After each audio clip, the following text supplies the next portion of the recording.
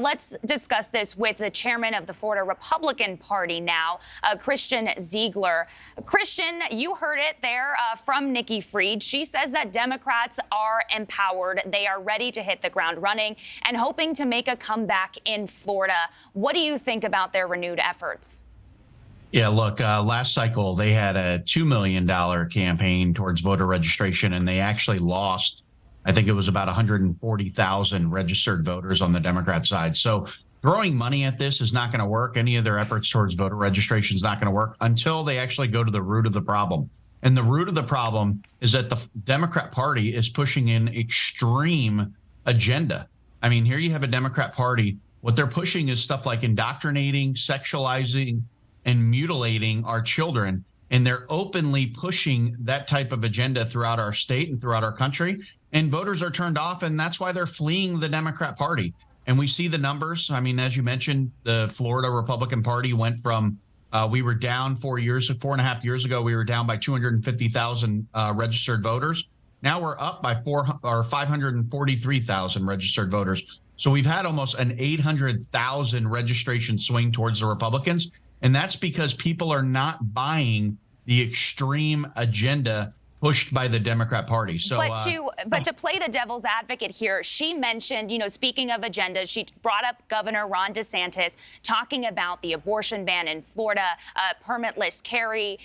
Those sort of things have galvanized Democrats and sort of given them that renewed energy. What are the conversations within the GOP, seeing that this is happening within the Democratic Party, that they're getting more energy to go after Governor Ron DeSantis and some of his policies? So that's exactly the issue with the Democrat Party, is they are speaking to a very small minority radical base. Everything they pursue, everything they put out is really earmarked for that base. A year ago, just 1 year ago, memories can be short, but 1 year ago, I was being told by the Democrats that Governor DeSantis' agenda is too radical. He's going to lose re-election. What really happened? In 2018, he won by 30,000 votes, or less than 0.5% in our state.